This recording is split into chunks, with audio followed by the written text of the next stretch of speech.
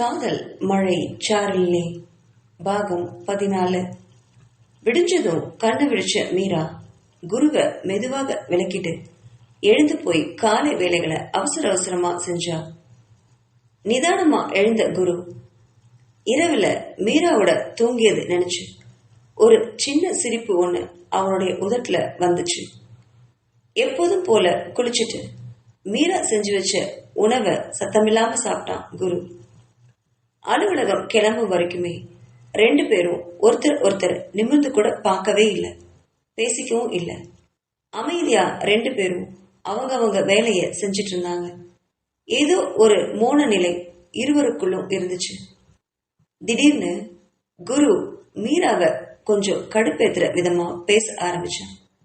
ஏண்டி, இப்படித்தான் 4 வருஷத்துக்கு முன்னாடி என்கிட்ட வந்து என்னோட படுக்கையில இருந்து என்ன மயக்கினியா? உன்னாலதான் என்னோட மனைவி கிட்ட நான் இப்ப போக முடியாம தவிக்கிறேன். என்னோட மனைவிக்கு நான் துரோகம் பண்ணிட்டு இப்போ உன் கூட இருக்கேன். என்ன துரோகம் பண்ண வச்சது நீதானே என்று வராத கோவத்தை வரவைத்தபடி கேட்டான் குரு. மீராவுக்கும் பொறுமைன்னு பல்ல கடிச்சிட்டு இருந்தவளுக்கு இப்போ குருவோட இந்த பேச்சு சுத்தமா பிடிக்காம போயிடுச்சு. அவளுக்கும் கோவம் வர, என்ன ஒரு பைத்தியக்காரத்தனம்! நானா உங்க மனைவிய விட்டுட்டு என் வீட்டுல வந்து தங்க சொன்னேன்? நீங்க தான் உங்க அருமை பொண்டாட்டிய தனியா விட்டுட்டு என்கிட்ட வந்து தங்கி இருக்கீங்க. அப்போ அது நீங்க உங்க மனைவிக்கு பண்ற துரோகம். இதுல நான் எங்க இருந்து வந்தேன்? இன்னும் சொல்ல போனா என்னோட பேரு இந்த ஏரியா ஃபுல்லா நாரடிச்சதே நீங்க தான். ரோட்ல என்னால தலை காட்ட முடியல. சொல்ல போனா நான் தான் உங்க மேல கோவப்படணும். என்னமோ நான் தப்பு செஞ்ச மாதிரி ஆளாளுக்கு என் மேல கோவப்பட்டு என்ன வெறுப்பேத்திட்டு இருக்கீங்க. நானும் எவ்வளவு நாள் தான் பொறுமையா இருப்பேன் அப்படின்னு கத்தினா மீரா. அதை கேட்ட குரு, இங்க பாருடி, நீ ரொம்ப அதிகமா பேசுற. இந்த அளவுக்கு பேசுற நீ அன்னைக்கு ஏண்டி என் கணக்கு கண்ணு தெரியாது போ என்கிட்ட வந்த? என்னை ஏமாத்தி ஆள் மாறாட்டம் செஞ்சு என் கூட இருந்தியே, பிரணவி பேரை சொல்லி என்னை ஏண்டி ஏமாத்தின என்று ஆத்திரத்தில் கத்தினான் குரு. ஐயோ, மறுபடியும் இவன் பழைய பல்லவியே பாட ஆரம்பிச்சிட்டானா அப்படின்னு சலிச்சபடி நினைச்ச மீரா குருவை பார்த்து கையெடுத்து கும்பிட்டு, அப்பா சாமி, நான் தெரியாம பண்ணிட்டேன், மன்னிச்சிடுங்க, சரிதானா? உங்களுக்கு அப்போ கண்ணு தெரியல. அனாதியா பிரணவி உங்களை விட்டுட்டு போக இருந்தாங்க. நான் தான் உங்களை அனாதியா விட மனசு இல்லாம பிரணவி கிட்ட பேசி உங்களை வேலைக்காரியாவது பார்த்து கொள்ளலாம்னு நினைச்சிட்டு வந்தேன். வந்த இடத்துல நீங்க என்ன தப்பா பயன்படுத்திக்கிட்டீங்க. அது உங்க தப்பு என்றார் மீரா. அதை கேட்டவன், ஏய், நான் ஏண்டி உன்னை தப்பா பயன்படுத்தணும்? நான் என்னோட காதலி பிரணவின்னு நினைச்சு உன்னை தொட்டேன். நீ மீராவா இருப்பேன்னு நான் என்ன கனவா கண்டேன்? எனக்கு மனைவியாக போறா பிரணவி. அந்த உரிமையில தான் நான் அவளை தொடர்றதா நினைச்சு தொட்டேன். அந்த இடத்துல நீ இருந்து என்னோட வாழ்க்கையை திசை திருப்பி விட்டது நீதானே. இப்போ எந்த பக்கம் போறது, யார் கூட வாடுறதுனே தெரியாம தவிச்சிட்டு நிக்கிறேன். எல்லாம் உன்னால வந்த வேண என்று கத்தினான். காதலிச்சவ ஒரு வார்த்தை என்கிட்ட சொல்லிருக்கணும், இல்ல அப்படியே உன் வாழ்க்கைய பார்த்துட்டு போயிருந்திருக்கணும். 2 இல்லாம 2 கெட்டத்தனமா? இது என்னடி பழப்பு? காதலிப்பாலாம், விட்டுட்டு போக மாட்டாலாம், கூடவே இருந்து கழுத்தறுப்பாலாம். இதெல்லாம் என்ன பழப்பு? எல்லாம் டிராமா காதல் என்று எரிந்து விழுந்தான் குரு.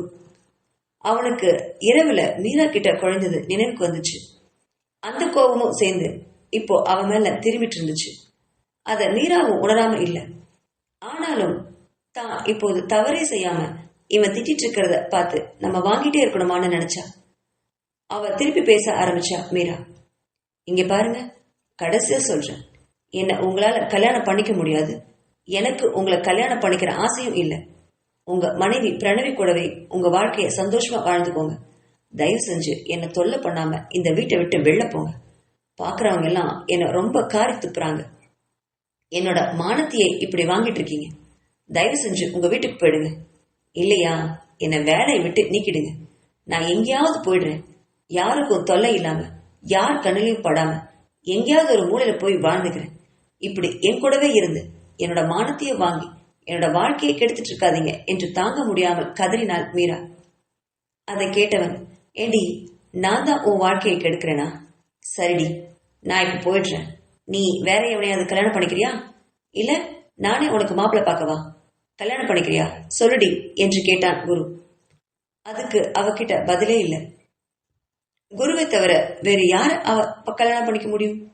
வேற யார்கிட்டயும் அவளால வாழ முடியாதே அப்படின்னு நினைச்சவ அமைதியாவே தலை குனிஞ்சா.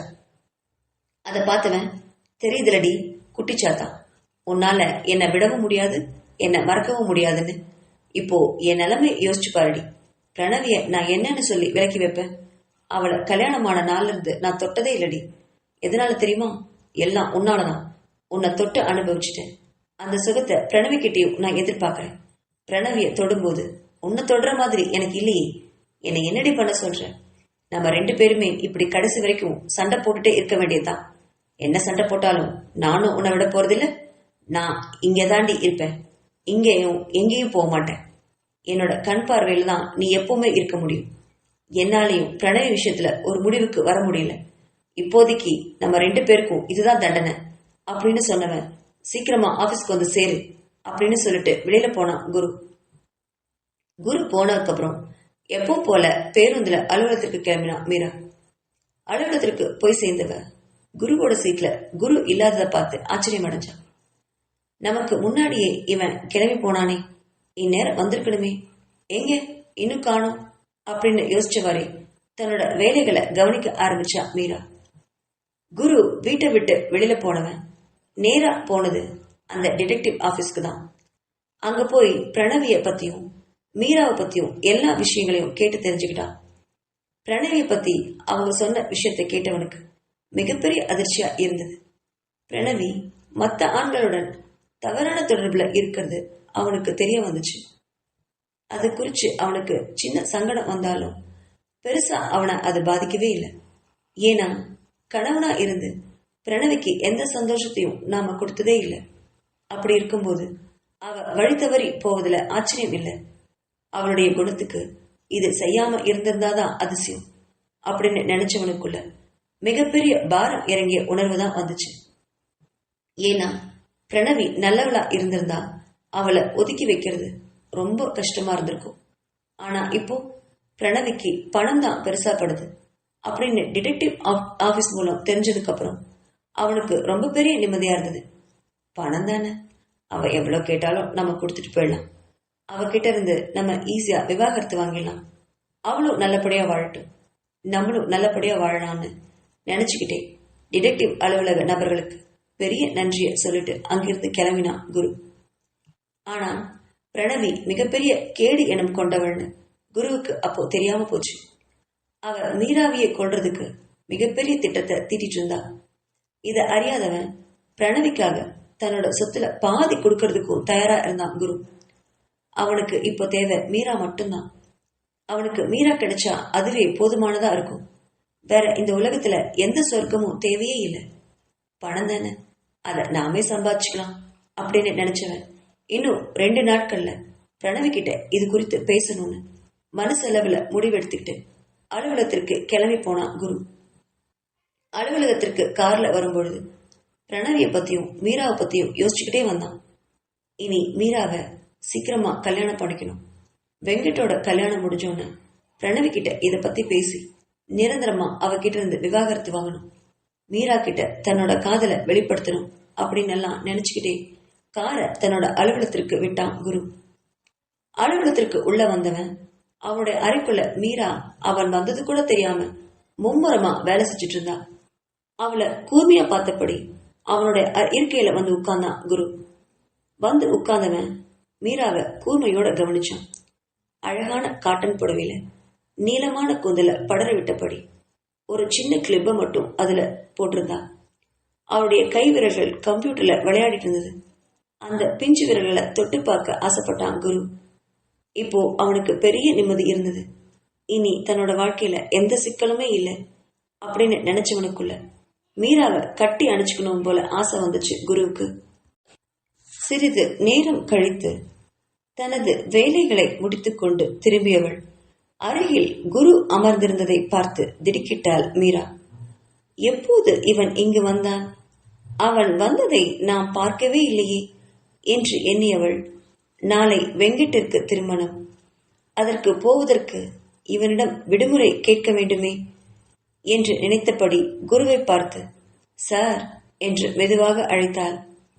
என்ன என்றவாறு பார்த்த குருவிடம், நாளைக்கு வெங்கட்டோட கல்யாணத்துக்கு போகணும், எனக்கு நாளைக்கு ஒரு நாள் மட்டும் லீவ் வேணும் சார் என்று கேட்டார்.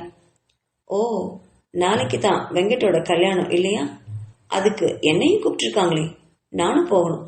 2 பேரும் இங்கிருந்து போனா இந்த ஆபீஸ் வேலையெல்லாம் யார் கவனிக்கிறது? அதனால நான் மட்டும் போயிட்டு வந்துடுறேன், நீங்க இங்கே இருங்க என்றான் குரு. அதை கேட்ட மீரா, இவன் என்ன லூசா? வெங்கட் என்னுடைய நெருங்கிய நண்பன். இவன் இப்பதான் வெங்கட்டோடய பழகிருக்கான். இவனே கல்யாணத்துக்கு கண்டிப்பா போகணும்னு சொல்றான்னா அப்போ நாம எத்தனை வருஷம் பழகிருக்கோம்? நம்ம அப்ப கல்யாணத்துக்கு போக கூடாதா என்று நினைத்த மீரா உடனே குருவை எதிர்த்து பேச ஆரம்பித்தாள். சார், அப்படியெல்லாம் என்னால இங்க ஆபீஸ்க்கெல்லாம் வர முடியாது. எனக்கு கண்டிப்பா வெங்கட்டோட கல்யாணத்துக்கு போய் தான் ஆகணும். நீங்க வேணும்னா வெங்கட்டோட கல்யாணத்துக்கு வராதீங்க, நான் போறேன். நீங்க இங்க உட்கார்ந்து உங்க ஆபீஸ் வேலையை கவனிங்க என்றார் மீரா. ஹேய், இங்க நீ பாசா இல்ல நான் பாசாடி? நான் சொல்றதுதான் நீ கேட்கணும். நான் உனக்கு லீவ் எல்லாம் தர முடியாது என்றான். குருவை நேராக பார்த்து நிமிர்ந்து நின்றாள் மீரா. அவனை பார்த்து தனது கைகளை மார்புக்கு குறுக்கே கட்டிக்கொண்டு அவனை நேராக பார்த்தபடி, சார், எனக்கு நாளைக்கு லீவ் கண்டிப்பா வேணும். நான் வெங்கட்டோட கல்யாணத்துக்கு போய்தான் ஆகணும். அப்படி லீவ் தரமாட்டேன்னு நீங்க பிடிவாதமா சொன்னா என் மேல ஆக்ஷன் எடுத்துக்கோங்க. என்ன வேலையை விட்டு தூக்கிடுங்க, நான் வேலையை விட்டு போயிடுறேன் என்றாள் மீரா. அவ கேட்ட விதமும் நின்ற விதமும் பார்த்தவனுடைய விழிகள் பளிச்சிட்டது. இவளுக்கு திமிரப்பாரு, இதையே சாக்கா வச்சு இந்த வேலையை விட்டு ஓடி போயிடலான்னு தப்பு கணக்கு போட்டான். இந்த குருநாத் சாதாரணமான ஆளா என்ன? இவன் நினைச்ச ஆடுற ஆட்டத்துக்கெல்லாம் ஆடுறதுக்கு இவளுக்கு வைக்கிறேன் பாரு ஒரு ஆப்பு அப்படின்னு மனசுல நினைச்சுவேன். இப்போ உனக்கு என்ன? வெங்கட்டோட கல்யாணத்துக்கு போகணும், அவ்வளவுதானே? சரி, போகலாம். 2 பேரும் சேர்ந்தே போலாம். வீட்டுல இருந்து அப்படியே உனக்கு கல்யாணத்துக்கு கூப்பிட்டு போறேன், சரிதானா? எல்லா வேலையும் முடிச்சுட்டு மறுபடியும் நம்ம 2 பேரும் சேர்ந்து இங்க ஆபீஸ்க்கே வந்துடலாம். இது உனக்கு ஓகேவா அப்படின்னு கேட்டான் குரு நக்கலோட. அவனுடைய பார்வையோட அர்த்தம் மீராவுக்கு புரியவே இல்லை.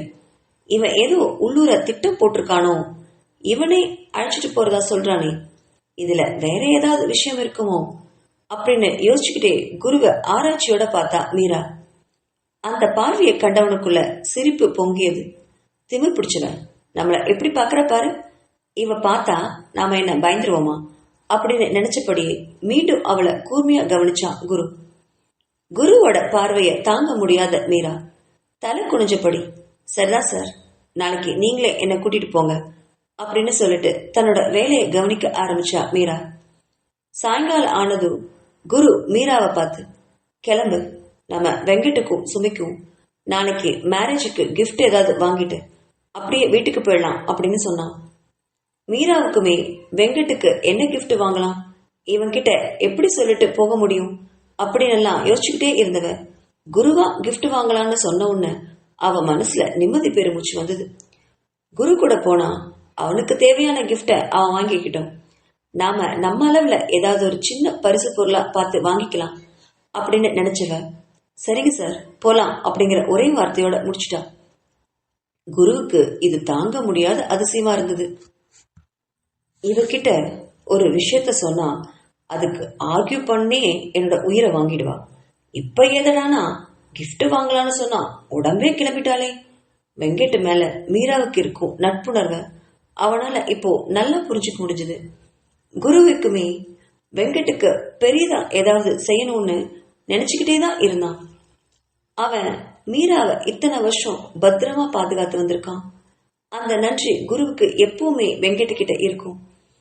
இத நினைக்கும் போதெல்லாம் வெங்கட்டிடம் சகோதர பாசம்தான் அவனுக்கு வரும். அதை பத்தி யோசிச்சுக்கிட்டே இருந்தவன் சார் சார்னு மீரா அழைக்கிறத அவன் கவனிக்கவே இல்லை. மறுபடியும் அவ சத்தமா குரு சார் அப்படின்னு அழைக்கவும் திடுக்கிட்டு திரும்பி விழிச்சான்.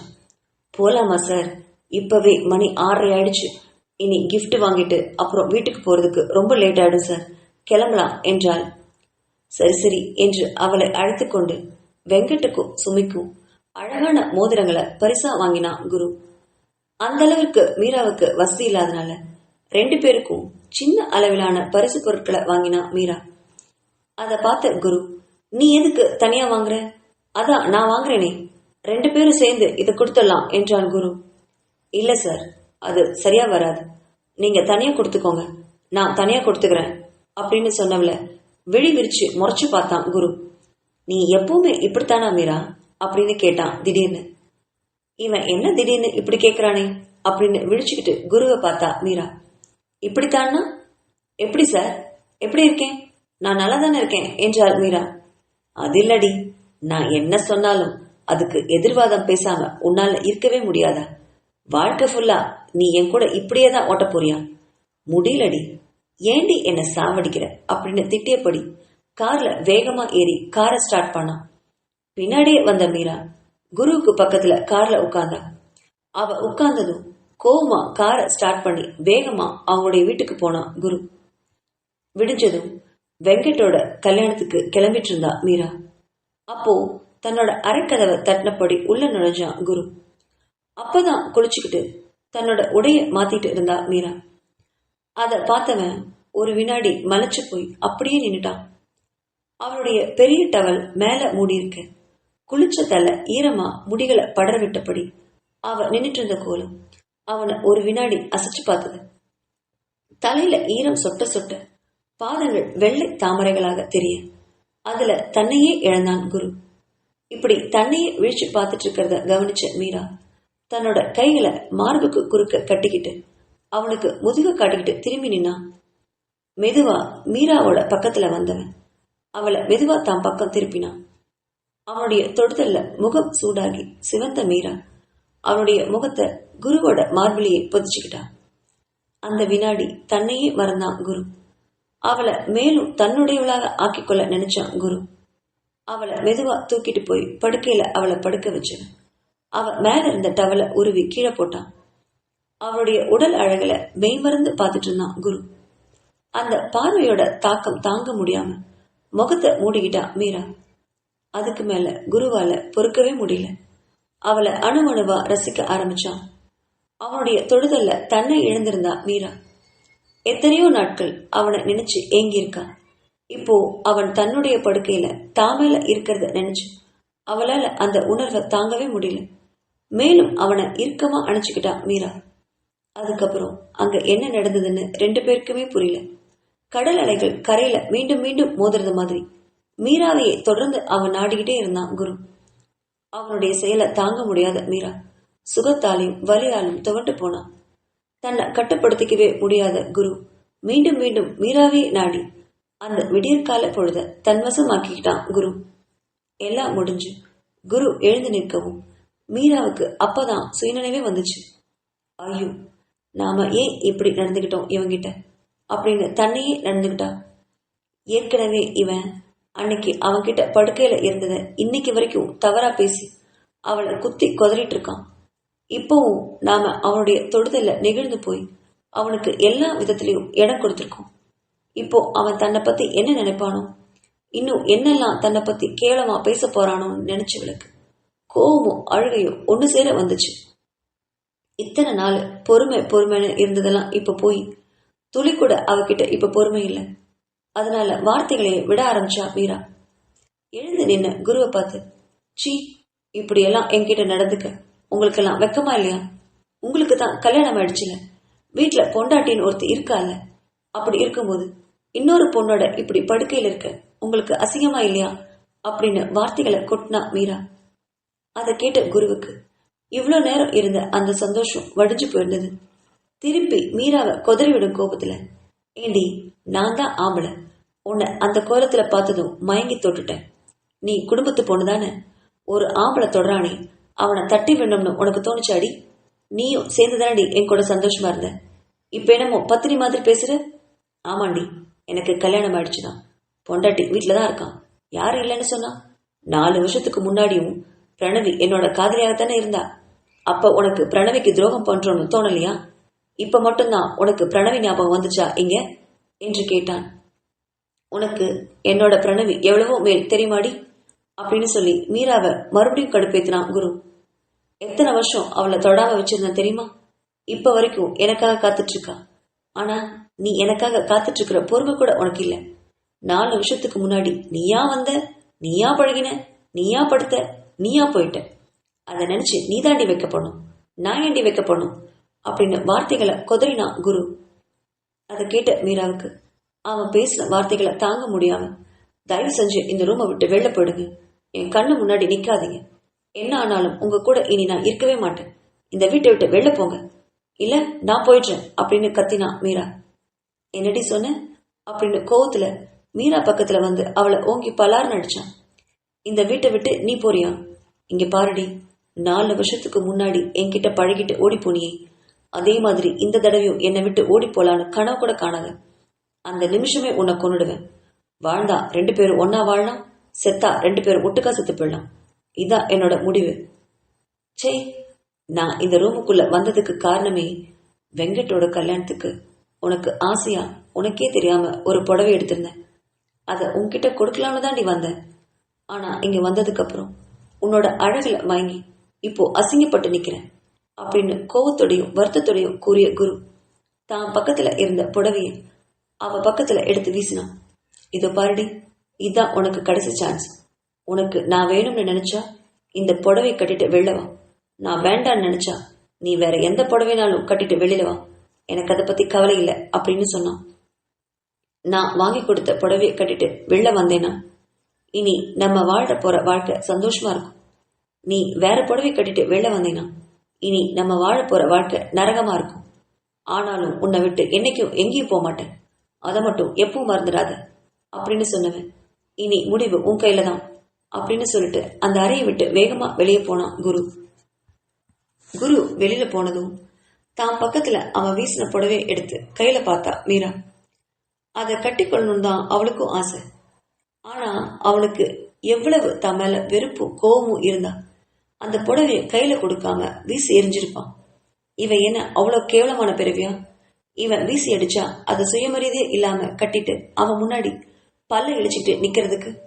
என்ன ஆனாலும் தன்னோட காதலை மதிக்காத ஒருவனை கல்யாணம் பண்ணிக்கிட்டு வாழ்றதெல்லாம் முடியாத காரியம்னு நினைச்ச அடுத்த வினாடியே அந்த புடவை எடுத்து தன்னோட பெட்டிக்குள்ள அவனுடைய சட்டை இருக்கிற இடத்துல வச்சா. அதுக்கப்புறம் அவளுக்கு பிடிச்ச ஒரு பட்டு புடவை எடுத்து கட்டிக்கிட்டு வெளில வந்தா மீரா. அத கண்ட குருவுக்கு கண்கள் எல்லாம் கோவத்துல சிவந்திருந்தது. அவ பக்கத்துல வந்தவன் அவளை முறைச்சு பார்த்தான். அப்போ உனக்கு இனி நான் தேவையில்லை அப்படிதானடி? இனி என் முகத்திலேயே நீ முடிச்சிடாத. இன்னைக்குதான் நான் உன்னை பாக்குறது கடைசி தடவையா இருக்கணும். ஆபீஸ் பக்கம் கூட நீ வந்துடாத. இனிமே நானும் இந்த வீட்டுக்கு வரமாட்டேன். உனக்கும் எனக்கும் இருக்கிற எல்லா உறவும் இன்னையோட முடிஞ்சு போச்சு அப்படின்னு கோவமா சொன்னவன் காரை எடுத்துக்கிட்டு தன்னோட அலுவலகத்திற்கு போயிட்டான். குரு போனதும் ஓஞ்சு போய் நாற்காலியில உட்கார்ந்தா மீரா. தாயே அப்படி செஞ்சோன்னு அவளுக்கே புரியல. குருவை ரொம்ப காதலிக்கிறோம் அப்படின்னு அவளுக்கே நல்லா தெரியும். அவன் இல்லாத உலகத்துல அவளால வாழவே முடியாதுங்கிறதும் அவளுக்கு நல்லாவே தெரியும். ஆனாலும் அவன் அடிக்கடி அன்னைக்கு நடந்த விஷயத்தையும் அவளுடைய குணத்தை மாசுபடுத்தி குத்தி குத்தி பேசி அவளை கொன்னே போட்டான். அதை அவளால தாங்கவே முடியல. இப்பொழுது அவன் காதலை ஏத்துக்கிட்டு அவனை கல்யாணம் பண்ணிக்கிட்டா எதிர்காலத்திலையும் இவன் பழைய விஷயங்களை பேசி பேசி அவளை கொன்னே போட்டுருவான். அவன் மீராவை காதலிக்கவே இல்லை, அதுதான் உண்மை. அவனுக்கு அன்னைக்கு நடந்த விஷயங்களால ஒரு பொண்ணு பாதிக்கப்பட்டிருக்கா அப்படிங்கறது மட்டும்தான் அவனுடைய மனசுல அழுத்தமா பதிஞ்சிருக்கு.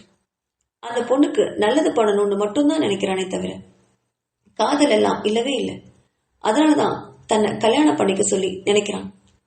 மத்தபடி அவன்கிட்ட ஒரு காதலும் இல்லை, மண்ணும் இல்லை. அப்படி இருந்திருந்தா அவன் கூட இருந்த அந்த நாட்களோட இனிய நினைவுகள் மட்டும்தான் அவன்கிட்ட இருந்திருக்கும். விஷயம் தெரிஞ்ச மறு நிமிஷமே தன்கிட்ட காதலும் வந்திருக்கும். ஆனா அவனுக்கு என்ன பழி வாங்கணும் அப்படிங்கிற எண்ணம் மட்டும்தான் இருந்திருக்கு. அதனாலதான் இந்த வீட்டிலே இருந்துட்டு வெங்கட்டையும் சுமையையும் தாங்கிட்ட இருந்து பிரிச்சிருக்கான். அவன் மட்டும்தான் தன்னோட வாழ்க்கையில இருக்கணும்னு சுயநலமா யோசிச்சிருக்கான். அது எப்படி காதலா இருக்க முடியும்? மேலும் இவன் திருமணம் செஞ்சுக்கிறேன் அப்படின்னு சொல்றது அவன் மேல இருக்கிற பரிதாபத்தினாலதான் தவிர காதலாலாம் இல்ல அப்படின்னு வெட்ட வெளிச்சமா மீராவுக்கு புரிஞ்சிருந்தது. இதோ இப்ப கூட அவன் கூட படுக்கையில சந்தோஷமா இருந்தோம். அது கூட அவனுக்கு தன்னோட மனைவி கிட்ட கிடைக்காத சுகம் தான்கிட்ட கிடைக்கும் அப்படிங்கிற காரணத்தினாலதான் தன்னை கல்யாணம் பண்ணிக்க நினைக்கிறான்னு மீராவுக்கு நல்லா புரிஞ்சிருந்தது. காதல் இல்லாத ஒரு உறவை கல்யாணத்துல ஏத்துக்கிறது சரியா வராதுன்னு நினைச்ச மீரா கண்களை அழுந்த தொடச்சுக்கிட்டு வெங்கட்டோட கல்யாணத்துக்கு கிளம்பினான். வீட்டை விட்டு வெளில போன குருவுக்கு மனசெல்லாம் ரணமா இருந்தது. பிரணவியோட குணம் தெரிஞ்ச பிறகும் பிரணவி கிட்ட பேசி அவளுக்கு ஏதாவது ஒரு நல்ல வழி செஞ்சுட்டு மீராவை கல்யாணம் பண்ணிக்கணும்னு ரொம்ப ஆர்வமா காத்திருந்தான் குரு. மனைவி ஆக போகிறா அப்படிங்கிற உரிமையில தான் இன்னைக்கு அவளை தொட்டும் இருந்தான். ஆனா மீராவும் தன்னை புரிஞ்சுக்கவே முடியல. அன்னைக்கு தன்னை ஏமாத்தி என் கூட இருந்தவ அவளை மன்னிச்ச ஏத்துக்கொள்ள நான் இப்ப தயாரா தான் இருக்கேன். ஆனா அத அவளால புரிஞ்சுக்கவே முடியலன்னு மனசு வருந்த நினைச்சான் குரு. ஆனா குரு நினைக்க வருந்த ஒரு விஷயம் இங்க இருக்கு. மீரா குருவை ஏமாத்தி அவன்கிட்ட வரல. குருவை உயிருக்குயிரா காதலிச்சதுனால அவனை அனாதையா விட மனசு இல்லாம அவனுக்கு சேவை செய்யணுங்கிற ஒரே நல்ல எண்ணத்துல தன்னோட மானத்தையும் பொருட்படுத்தாம அவன் கூட வந்து தங்கி தன்னோட வாழ்க்கையும் முழுசா இழந்திருக்கான். அத குரு எப்ப உணர்வானோ தெரியல. ஒருவேளை மீரா இதத்தான் எதிர்பார்க்கிறாளோ என்னவோ. பாவம் மீரா. அவளை குரு புரிஞ்சுக்கவே முடியல. குருவுக்கு தான் நினைச்சது மட்டும்தான் நடக்கணுங்கிற பிடிவாதம்.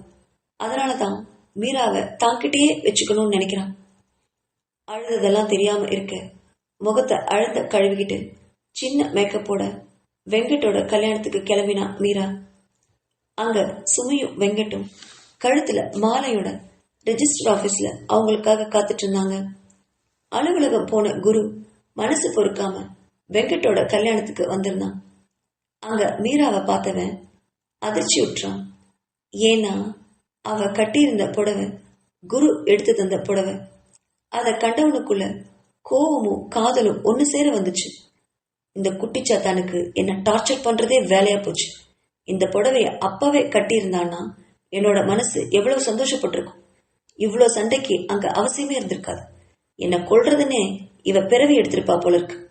நான் என்ன சொன்னாலும் கேட்கவே கூடாதுன்னு கங்கணம் கட்டிட்டு திரிரா அப்படின்னு மனசுல தீட்டினாங்க. மீராவை வெச்சக்கண்ண வாங்காம பாத்துக்கிட்டே நின்னா குரு. மீராவும் குரு ஆபீஸ்க்கு போயிட்டான்னு நினைச்சா. இனி கல்யாணத்துக்கு அவன் வரமாட்டாங்கிற தைரியத்துல அவன் கொடுத்த புடவைய ஆசையா கட்டிட்டு வந்திருந்தான். ஆனா இப்போ குரு அந்த கல்யாணத்துல வந்து அவளையே குறுன்னு பார்க்கவும் முகமெல்லாம் சிவக்க தலை குனிஞ்சு சுமிக்கிட்ட வந்து பாதுகாப்பா நின்னா. குருவும் மீராவும் வெங்கட்டுக்கும் சுமிக்கும் வாழ்த்துக்களை சொன்னாங்க. 2 பேருக்கும் நல்லபடியா ரெஜிஸ்டர் ஆபீஸ்லயும் பக்கத்துல இருக்கிற கோவில்லையும் எளிமையா கல்யாணம் நடந்தது. பிறகு பக்கத்துல உள்ள உணவகத்துல போய் 2 பேரும் சாப்பிட்டுட்டு அவங்க பரிசு பொருட்களை கொடுத்துட்டு விடை பெற்றுக்கிட்டாங்க.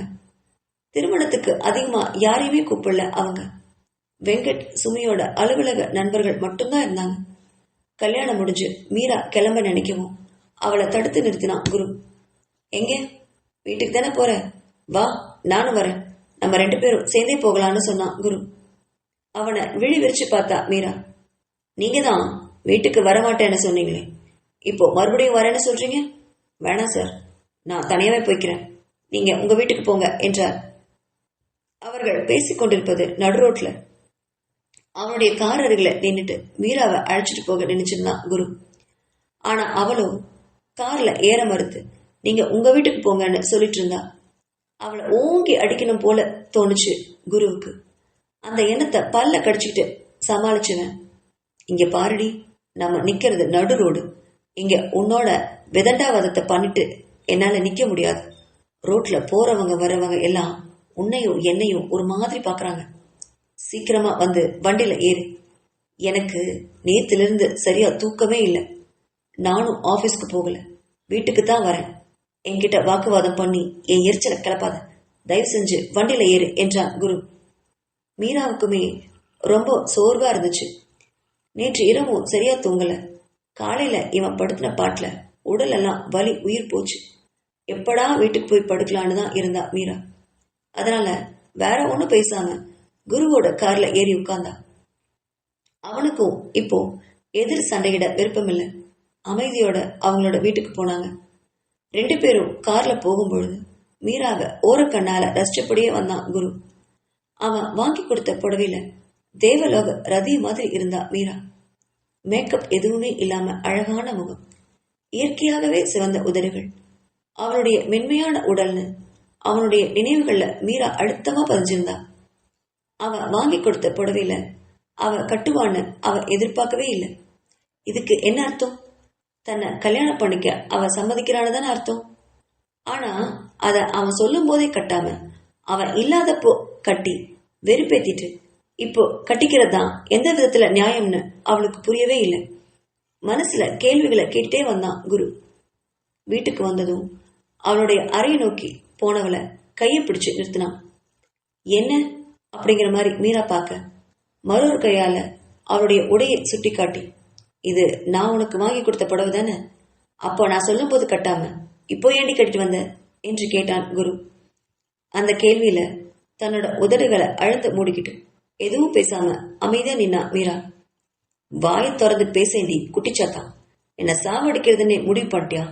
அப்பவே கட்டுன்னு சொன்னேன், அப்போ கட்டாம நான் இல்லாதப்போ கட்டிட்டு வந்தா அதுக்கு என்னடி அர்த்தம்? என்ன வேணும்னே கஷ்டப்படுத்தி என்ன பாக்குறியா? இதுக்கு பேர் தான் காதலாடி. இந்த காதலுக்காகத்தான் அன்னைக்கு என்கிட்ட தேடி வந்தியா அப்படின்னு கோவத்தோடையும் வேதனையோடையும் கேட்டான் குரு. அவன் கேட்ட கேள்வியில பதில் எதுவுமே சொல்லாம தலை குனிஞ்சபடியே நின்றுட்டு இருந்தா மீரா. அதை பார்த்தவனுக்கு மேலும் எரிச்சல் தான் வந்துச்சு. பதில் சொல்லுடி, இந்த காதலுக்காகத்தான் என்ன அன்னைக்கு தேடி வந்தியா? நான் சொல்றது எதையாவது நீ இப்ப வரைக்கும் கேட்டிருக்கியாடி? அப்படி இருக்கும்போது இது எப்படி காதலா இருக்கும் என்று கோவத்தில் கத்தினான் குரு. அதுக்கு மீரா, நான் உங்ககிட்ட அன்னைக்கு ஏமாத்த வரல. பிரணவி உங்களை விட்டுட்டு போனாங்க, உங்களை பார்த்துக்கணுங்கிற நல்ல எண்ணத்துலதான் வந்தேன். ஆனா நீங்க அதையே தப்பு தப்பா பேசி என்ன ரொம்ப கஷ்டப்படுத்துறீங்க அப்படின்னு அழுகையோட சொன்னா மீரா. ஆமாண்டி, உனக்கு நான் சொல்ற விஷயமே புரியல. ஆள் மாறாட்டம் பண்ணி என்கிட்ட வந்தியே, நான் தொடும்போது தப்பாதான் உன்னை தொடுறேன்னு உனக்கு நல்லா தெரிஞ்சும் என்கிட்ட ஏண்டி ஒரு வார்த்தை கூட, ஒரே ஒரு வார்த்தை கூட உன்னால சொல்ல முடியல? ஏன் சொல்லல? அப்படி சொல்லி இருந்தா அங்கேயே விஷயம் வேற மாதிரி ஆயிருக்குமே. அதை தாண்டி என்னால தாங்கவே முடியல. துரோகம் பண்ண மாதிரி மனசெல்லாம் வலிக்குதுடி என்று வேதனையோட சொன்னா குரு.